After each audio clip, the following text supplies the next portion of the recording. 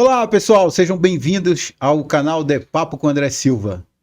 E a gente hoje está iniciando um novo quadro dentro do nosso canal, se chama De Papo com André Silva News, De Papo News, onde a gente vai tratar as principais notícias e informações que estão aí no hype, né?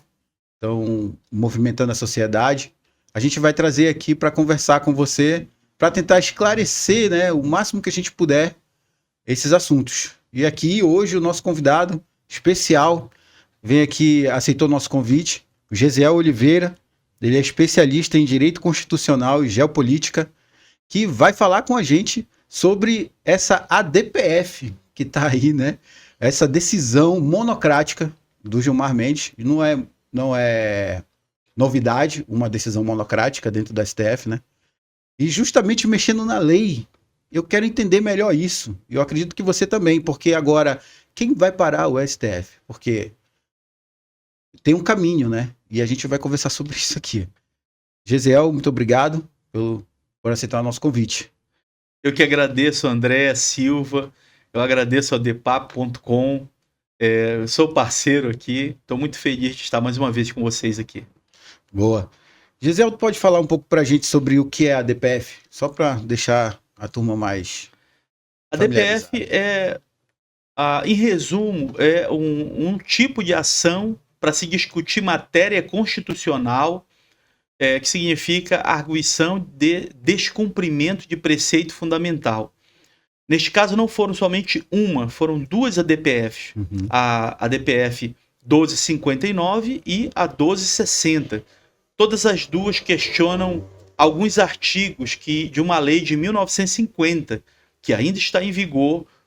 A lei do impeachment é a lei 1079 de 1950, e precisamente no artigo 14 fala sobre, claro, nós estamos em uma democracia, e lá estabelece que qualquer cidadão pode pedir o impeachment do presidente da República e de seus ministros, nada mais democrático.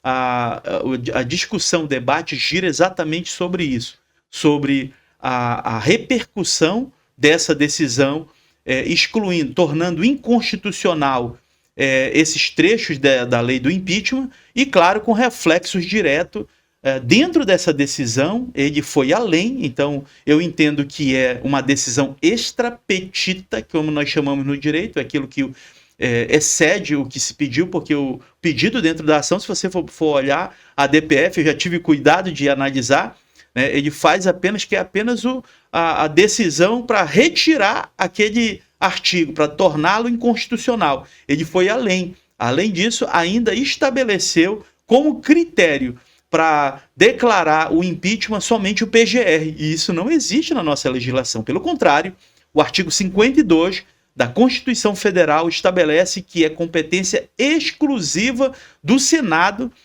dar início a procedimentos de impeachment contra ministros do STF.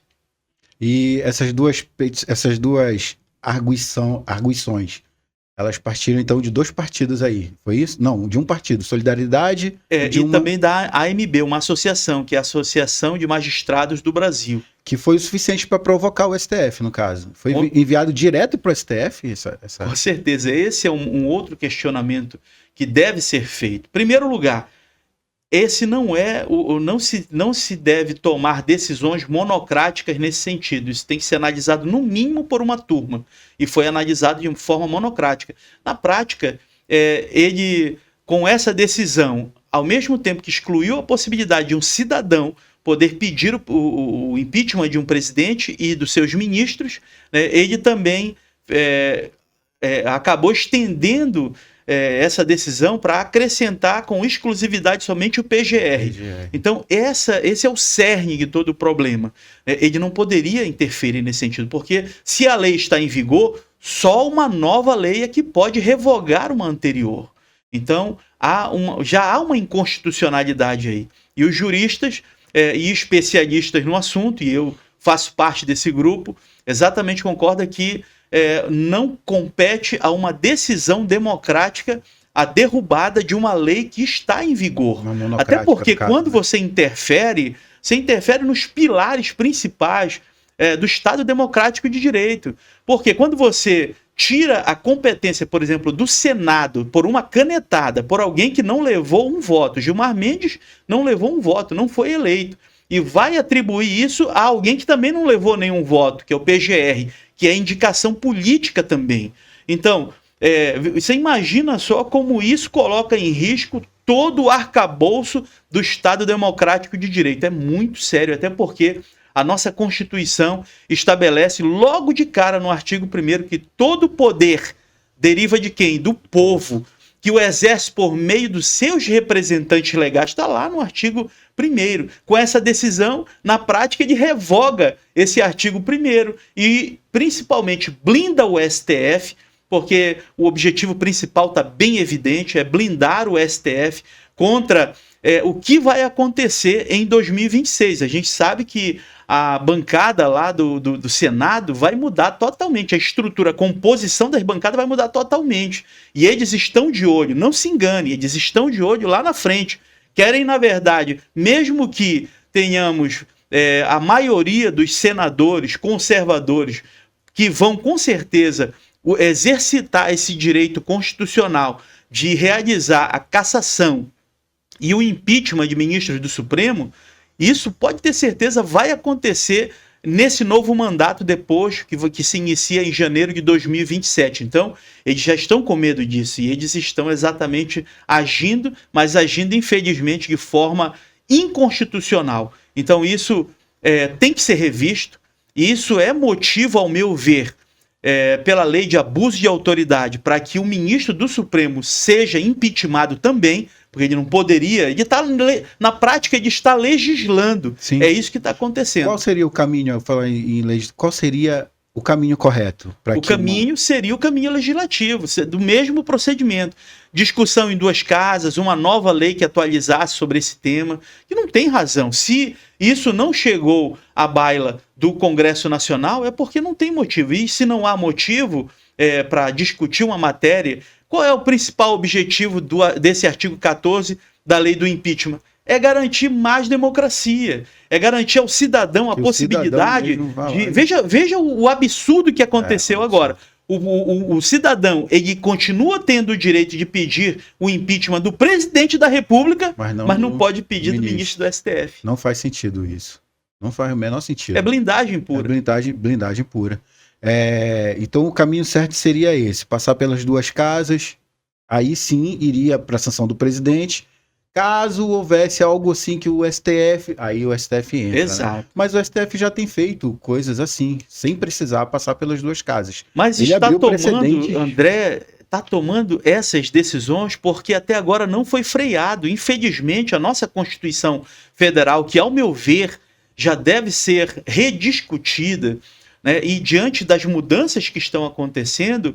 É necessário que em breve nós tenhamos sim uma nova Constituição, porque essa já não consegue mais atender a esses requisitos. Por exemplo, a questão dos freios e contrapesos, elas estão desproporcionais. Hoje o Executivo, por exemplo, tem um monte de impedimento. Hoje o Legislativo tem um monte de impedimento, mas o Legislativo praticamente não tem freios. E foi exatamente por essa brecha que eles foram abusando, foram avançando. Hoje, né, nós vimos aí o Alexandre de Moraes dizer anteontem que nós temos o judiciário mais poderoso do mundo.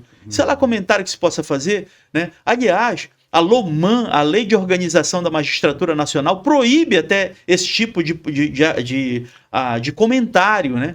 A LOMAN, ela tem uma série de limitações que na prática se aplicam só para juízes de primeiro grau, porque a própria LOMAN não está sendo obedecida por eles, que estão aí comentando todos os dias sobre questão política, comentando todos os dias sobre assuntos, a pauta de assuntos que ainda vão entrar, assuntos que estão em trâmite no Congresso Nacional e outros que estão em trâmite em ações judiciais no próprio STF, que a lei proíbe que ele se manifeste sobre o conteúdo do mérito, eles comentam livremente aí nos noticiários. Então, se eles não respeitam mais a Constituição, vão respeitar uma legislação infraconstitucional. Agora uma pergunta, existe uma saída para isso? Qual seria a saída? A saída para isso... Sem romper com a lei que nós temos hoje, sem romper com o que nós temos dentro hoje. Dos trâmites normais, sim. O caminho seria a mudança da bancada, vai haver mudanças profundas, pode ter certeza, a partir de 2027, janeiro de 2027, vai ter uma estrutura nova, muito profunda em termos de mudança,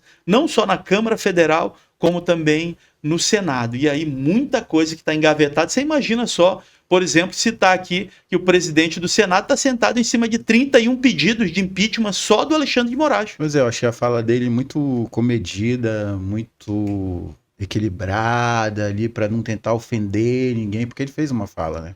Como presidente da casa, ele tem sido E ele foi rechaçado, né? Mas a por causa gente dessas fica falas. bem, a gente vê pela expressão que há uma insatisfação muito grande. Houveram vários deputados federais aqui do Amapá que se manifestaram também apoiando essa iniciativa do presidente do Senado, que agora não tem outro caminho. Ou reage agora, ou entrega a chave do Senado para o STF, que não vai, Então vai perder não o tem sentido. saída para o que o Gilmar Mendes fez este ano. A gente vai recorrer Até a próxima. A pergunta que eu quero fazer para todos.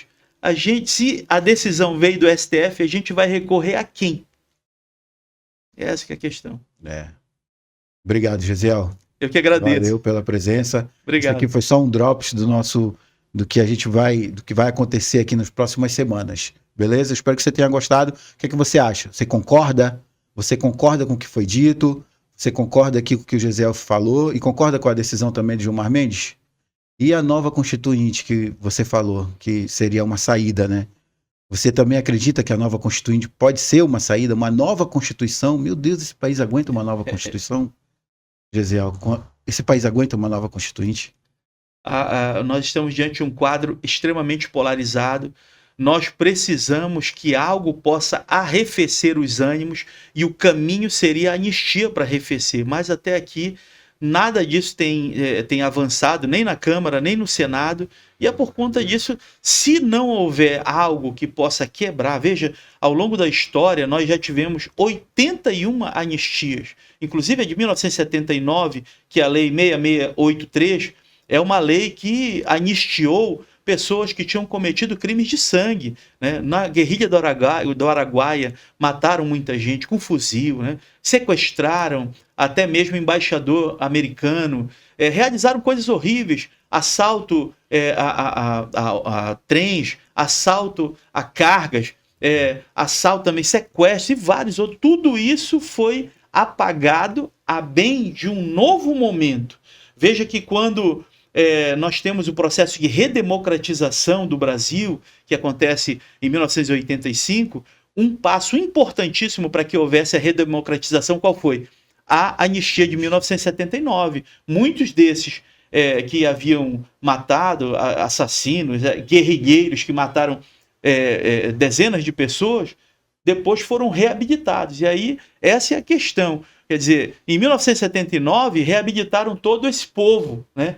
Porque hoje não se pode anistiar pessoas em que a maioria são idosos, estavam em um final de semana com prédios vazios, sem um comando, sem apoio das Forças Armadas e todos desarmados. Então não tem nada que justifique isso, né? Então esse é um ponto que eu acredito que é necessário discutir a questão da anistia para que a gente possa dar os próximos passos com o Brasil pacificado.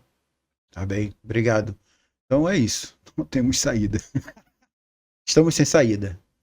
Sem saída esse ano. Vamos ter que engolir esse ano que aconteceu e para os próximos anos não sei o que será do Brasil. Obrigado pela audiência. Falou, até mais.